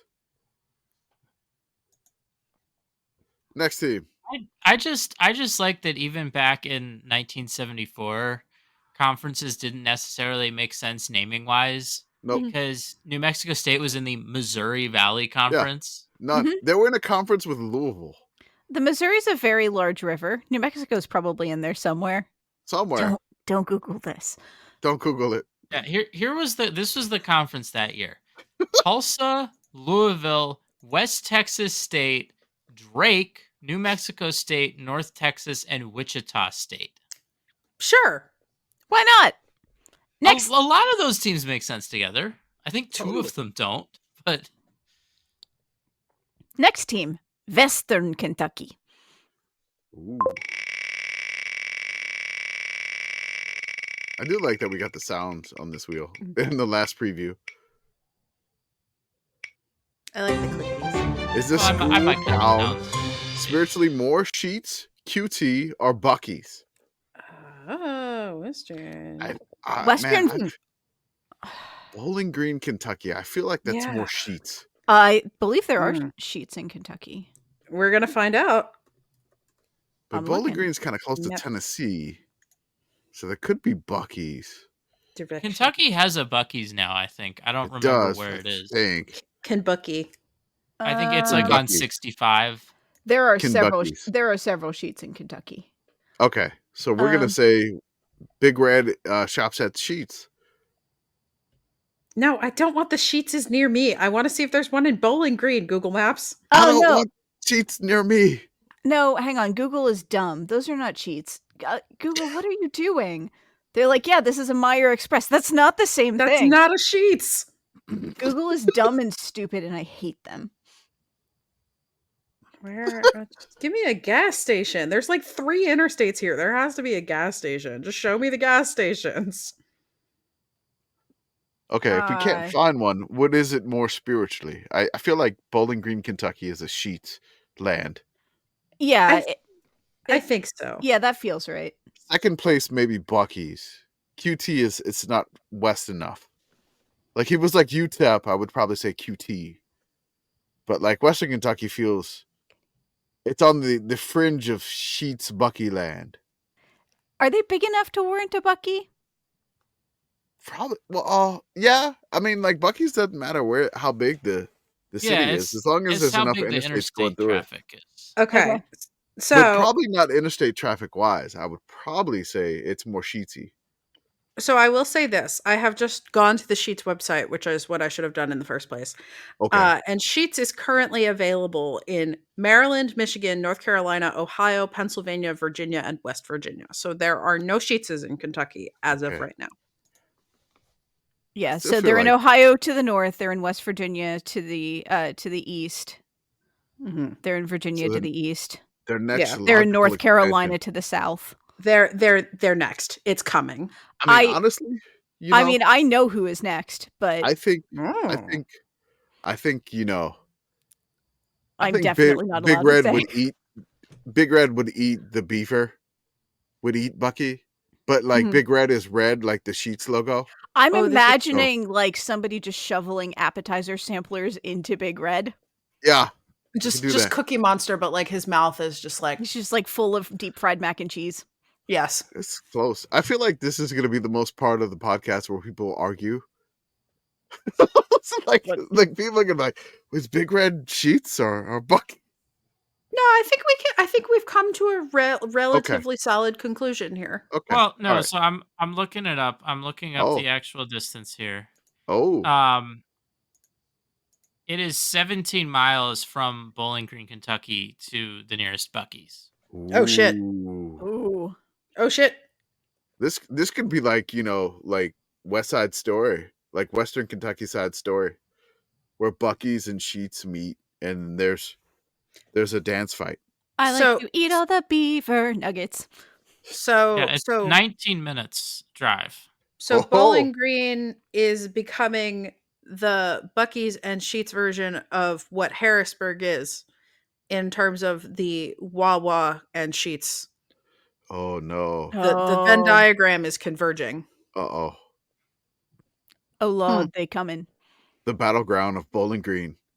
The Wawa that's going in, as an aside, is going in literally right next to a Sheets. Yeah. So Buc-ee's Bucky's versus Sheets, and it's gonna converge on Bowling Green. Is this the Bowling Green massacre?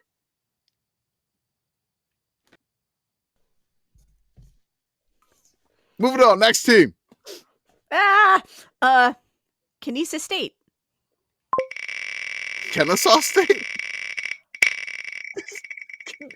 Sure. Hooty hoo! Attempt to find an Olympian from the school and tell us about them instead. I know they have like WWE wrestler. They have a speed climber. They had a speed climber. Ooh. Okay. Can we find it? Yes, Kennesaw State University student Emma Hunt has qualified for the 2024 Olympics scheduled for Paris. She earned a silver medal August 10th in the speed climbing world championship in Switzerland. So, did she medal in the Olympics Hunt, or no? Speed. Oh, she has a Wikipedia page. Ooh. She holds the American women's speed record with 6.301 seconds in speed climbing. It appears that she did not medal at the Olympics, or her Wikipedia page has not been updated. It's okay. Hunt Olympics 2024. Do we have any more CUSA teams? Yes. Okay. Yeah, she was eliminated in the quarterfinal at the Olympics. Okay. I do think that they should have pro wrestling in the Olympics. That's fine. Who's the pro wrestler from Kennesaw State? They had a couple other Olympians too. Oh yeah, they've got a couple baseball, some softball, basketball. Hammer throw? Yeah, hammer throw. Oh, okay. All right. Who's the last team, Beth? Or do we have more? Mitsu. Oh, if you ever find like Jack Mason like pointing for season tickets here with the sign of him doing it, it's amazing. College Game Day is coming to their 8th game on the schedule. Where are we sending ESPN? 1, 2, 3, 4, 5, 6, 7, 8. We are sending them to Jacksonville State, if I have counted correctly. Redacted. Rich Rod. Mitsu. It is a 7:30 game, October 23rd. Ooh. What day of the week is that? Spicy. If If they've it already announced has- a kick time, then it's not a Saturday. It's not game. Saturday. Yes. October 23rd that's September. That's a Wednesday. Just a nice Wednesday college game day. Club going up on a Wednesday. College Game Day on a Wednesday. Midweek game day. Did we do it? We did it. Did We it? did it. We did We it. did them all. We did it. All right. Hooray! Woo! Previewed. Everybody's previewed. Oh, wait. What do we got to do next? We got to preview week 0. Oh my Oh, God. god. How do we do this? I don't remember how my- to do I- this. I All right, forgot. here, I got this. Okay. So Okay. we got to go to pull up the schedule. I already have it on the show LSUfootball.net. notes. That's the but thing that okay. I remember. LSUfootball.net. All right. So we're going to read through all of these games real quick. Okay. Starting at 11 a.m. Central, you have Florida State versus Georgia Tech in Dublin on Oh. ESPN. At 2:30 on ESPN2, McNeese at Tarleton. Mm. 3 o'clock on FS1, Montana State at New Mexico. Whoa. 6 o'clock on ESPN, North Alabama versus SEMO. SEMO. I want to see Yep. more of them. Exactly. I said that a 6:30 lot on the Substack. Simo Green was one of my favorites. Mm. on ABC. This is on network television. Florida A&M versus Norfolk State. That's all right. That's the MEAC SWAC Challenge. Or if Yep. you happen to be on LSUfootball.net, Norfolk Stadia. Yeah, there's Yeah, some There's typos. an A at the end. Or Stacia. We love you, LSUfootball.net. It's You fine. are one of the key pillars of the I internet. adore this website. Yeah. We got on CBS Sports Network at 7 o'clock Central, SMU at Nevada. That's weird as hell, but yes. Oh. And then we have the final game of the night, which we've already talked about, the travel, at basically midnight Eastern, officially 10:59 Central. Yes. Delaware Gotcha. State at Hawaii on the Team One Sports app. If you are not in Hawaii, if you are in Hawaii, it's like $1 million on pay-per-view. I almost want to do like, hey, if you live in Hawaii and you can prove it, we'll give you like the pay-per-view schedule for Hawaii. We'll pay for it. I don't know how to do that. Like, we just give somebody like $260. Somebody just like DMing us their Hawaii driver's We have license. Venmo, I think. I think we have a Sicko's Venmo on our link tree at some point, somewhere in there. So there are two things that jump out at me. Three things, I guess, that Yeah. jump out at me from this schedule. First, I do feel morally obliged to remind everybody that all times listed are in God's time zone. So if Central. you are not in Central God's time. time zone, make sure that you adjust appropriately. One thing that jumps out at me here is, hey, we got some HBCU ball. This is great. This We is a good do. opportunity for that, Yeah. which is awesome. It's Also- in Atlanta too. Mm-hmm. It's not in the Mercedes-Benz Dome. It's in the Georgia State Stadium, I think which it's is like probably better. Center Park or whatever. I think it's what it's called. It used to be Turner Field, Mhm. but yeah, that's gonna be a rocking. The other thing is, and the longer I look at it, the more concerning it becomes, is SMU at Nevada. Because guys, this is an ACC team at Nevada. But it was scheduled before the ACC change. I mean, I don't mind that they're playing at Nevada. I saw Pitt play at Akron. I think it's fine to play G5 teams at G5 teams. We should do that more, actually. Yeah. It just feels very weird to me It is. that an ACC team sat down and said, you know where I want to go? You know what's a reasonable road trip? Nevada. Well, and listen, I mean, Nevada has had issues with teams from Texas in the past when it comes to turnover props. So that's something to keep an eye on here. And I mean, the thing that I'm looking at, right? I'm looking at the weather. And it's not necessarily I'm looking college at football weather. I mean, Oh, I'm no. always looking at it. But in this I particular scenario, right? Saturday's weather, 50% chance of precipitation. Ooh. So in Reno. in Daytona. Oh, okay. So Why are we there's talking a about Daytona? chance. There's a chance that my TV schedule clears out, Oh, okay. and okay. all Oh. of these games suddenly come to the forefront. Oh, for you, but they're going to be for the forefront for us, for sure. So, but while we're talking about weather, also, I am immensely pleased to inform you that the forecast for Dublin for Saturday is lovely. Yeah. Beautiful football weather, high 62, relative, like maximum highest percentage, highest percent chance of rain is at midnight Okay. on Saturday, and it's 15%, which is downright dry for It's gonna Ireland. be. I love that stadium that they play in, the It's Aer gonna be Lingus beautiful. Classic. It is so green.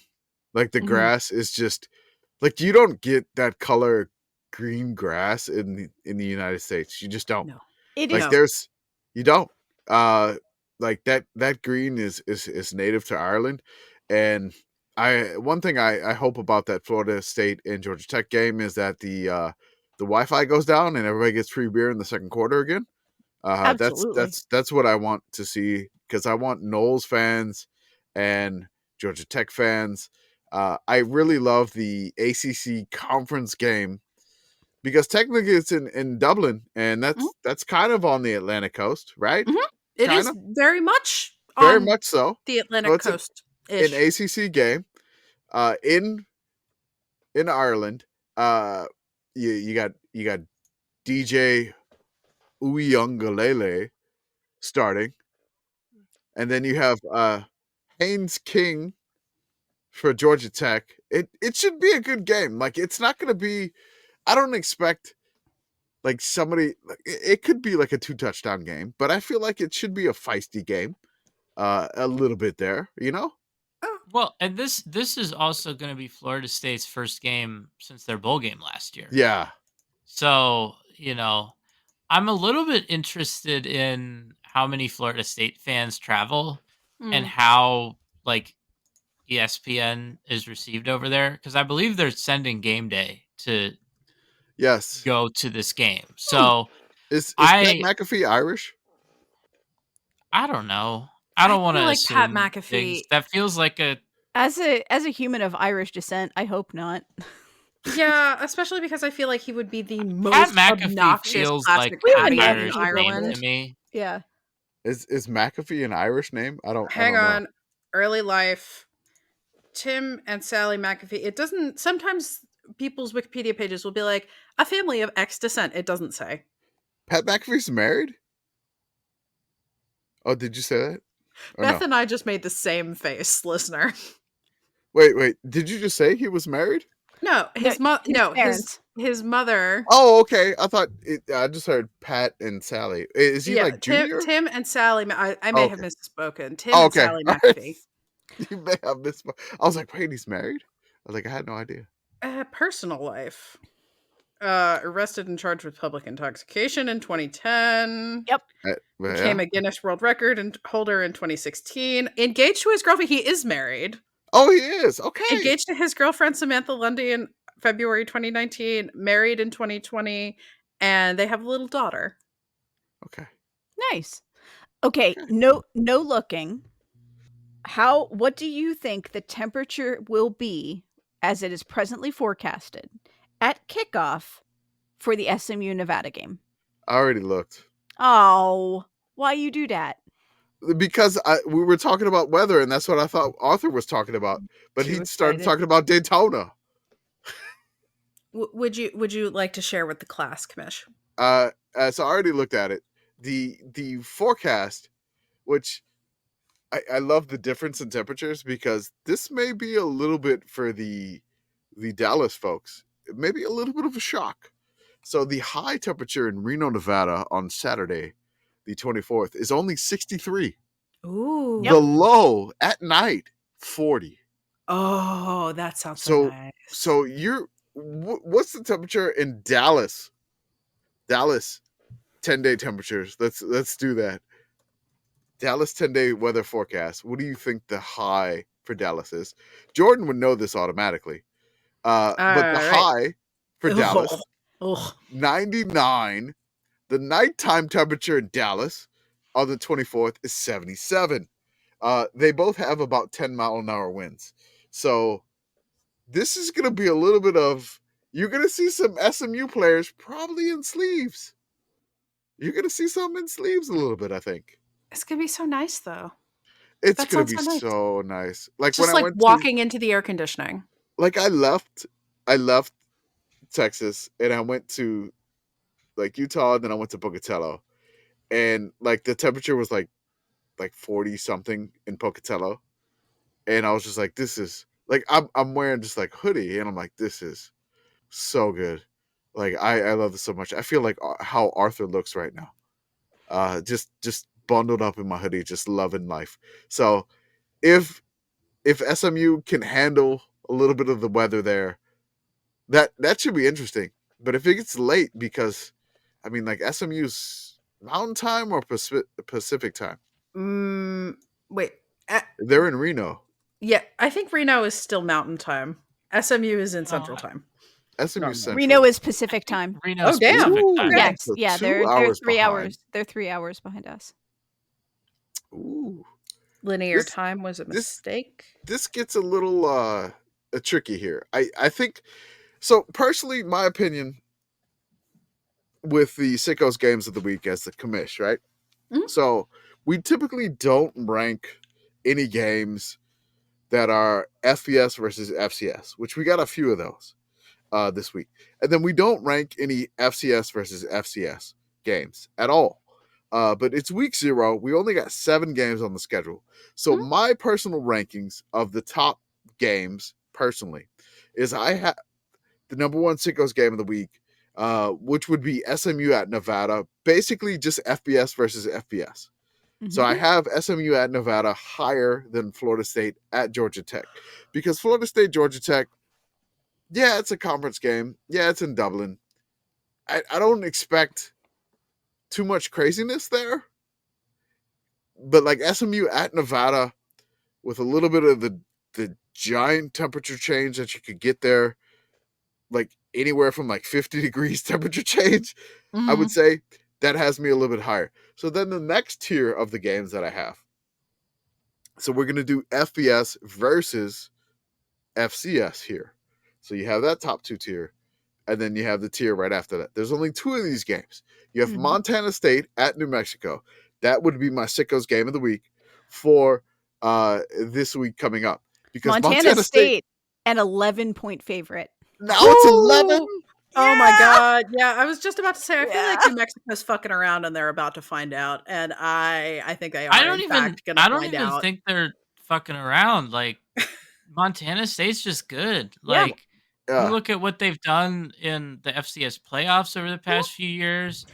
I mean, just in general, like I feel like recently Big Sky versus Mountain West has been a game. Like it's not necessarily every Big Sky team can take it to every Mountain West team, but like that's somewhat competitive. To be clear, when I say fucking around, I mean mostly in scheduling this. Like this is brave, New Mexico State. I respect it. Yeah, it's New Mexico, by the way. Oh, sorry. This is but- brave, New Mexico. I respect So it. it's the first game of Bronco Mendenhall's tenure. Oh, no. They welcome number 4 Montana State, number 4 FCS team, Montana State. Montana State has a lot of returning talent. A lot. The last I saw before you mentioned 11 Yeah. was like it is. half It's nine. -11. Jesus Christ. This, like, again, sickosness wise, I can't believe the FCS team is favored this much, but New Mexico State has lost a lot. You can get in the door I'm at this sorry, New game for Mexico. $16. New Mexico has lost a lot. You got me saying it now, Pit Girl. But Sorry. We so still New love you, Mexico has Lobos. lost a lot.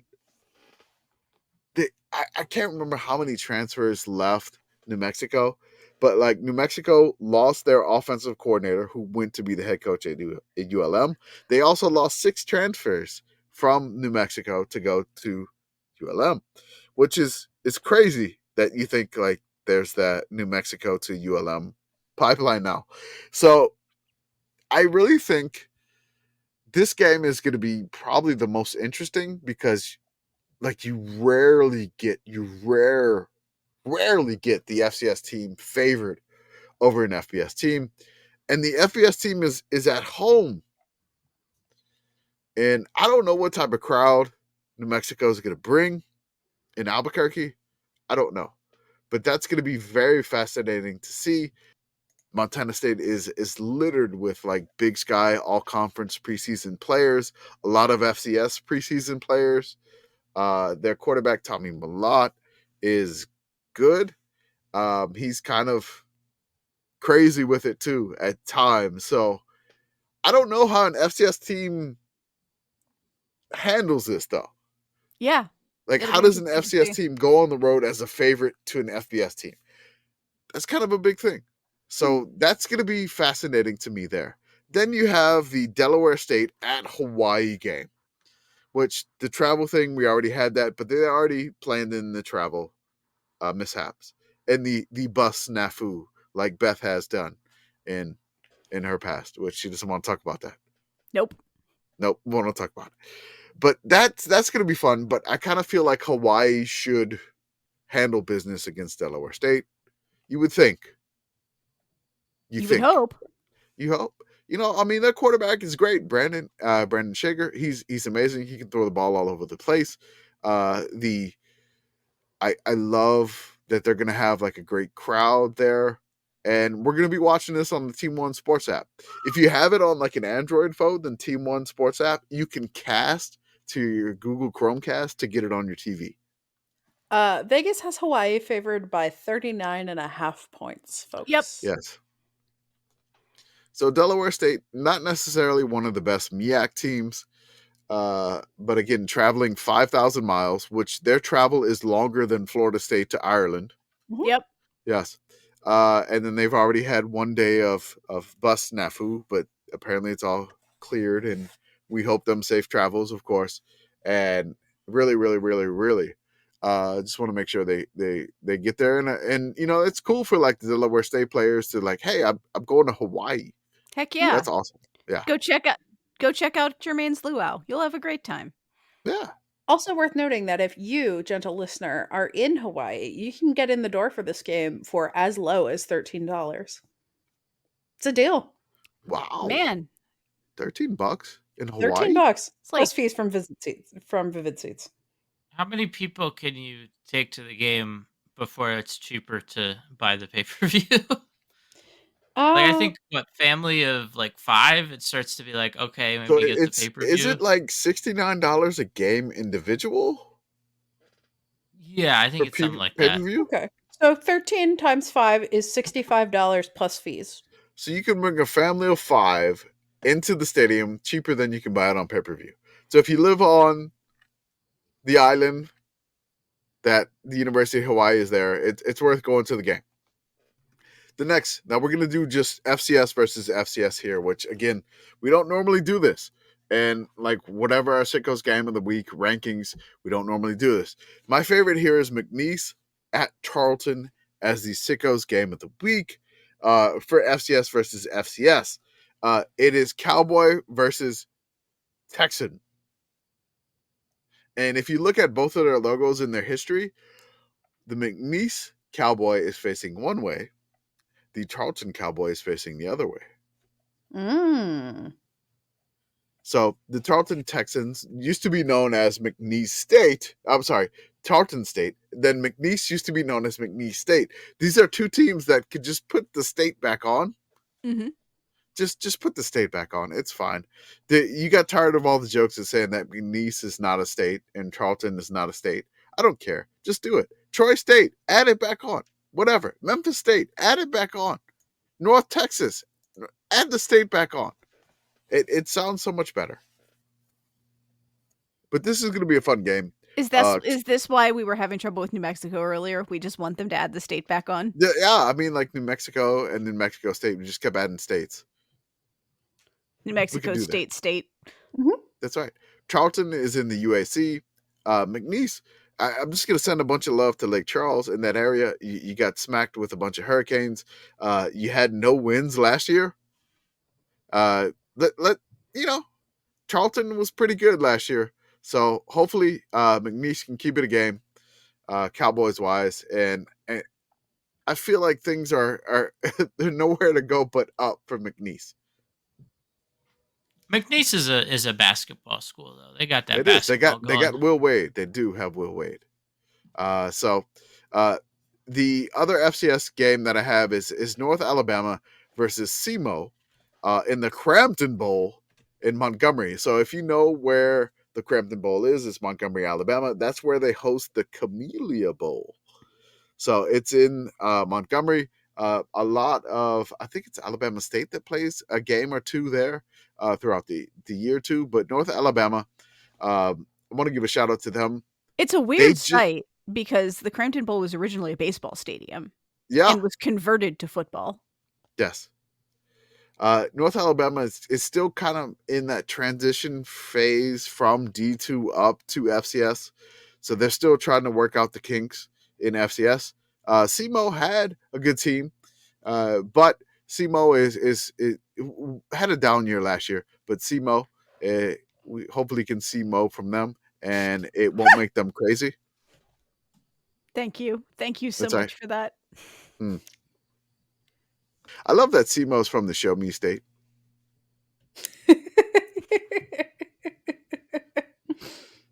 We are dangerously close to one of Jordan's like extended puns. So we should maybe move on. I can't. Yeah, I can't. I didn't plan this. This is just like, unfettered SEMO puns. But, it's fine. SEMO Buns is in the Birmingham Bowl. But moving on to the next game, we have the MEAC versus SWAC challenge. You have the defending, I believe, Black national champions, Florida A&M, who lost their head coach, who wound up being a running backs coach, I think at North Carolina underneath Mac Brown. I believe that's what occurred, right? Or did he go to another North Carolina school? I'm checking. Willie Please hold. Simmons, I believe, was the head coach name. Please hold. Holding. Scroll. Willie Simmons. Yes. He is the running back coach at Duke. Okay, Duke. So he went to a North Carolina school. I went to the rival. So Manny Diaz hired Willie Simmons from Florida A&M. Florida A&M is still loaded. Norfolk State, behold the green and gold. I think somebody was listening to a podcast about HBCUs and says that anybody can win the MEAC except for Norfolk State. Oh no! So our Blue, I'm sorry. Our podcast, you're a friend of the show, Blue. We're sorry. The show, the person I did the Prairie View Chronicles with, Blue, who's also a writer on our Sitco Substack, also on the Feed Your Mascot podcast, is an alumnus from Norfolk State, and we behold the green and gold. But this may be a little bit difficult to beat Florida A&M. I hope they put up a good fight. Really, Norfolk State had a rough year last year. They had one of the most sickos endings of a game that you could possibly have, honestly, in their rivalry game, which, oh my God, I'm trying to figure out which game it was. It was like they got like a penalty, and it was just not good. Let's see if I could jog my memory.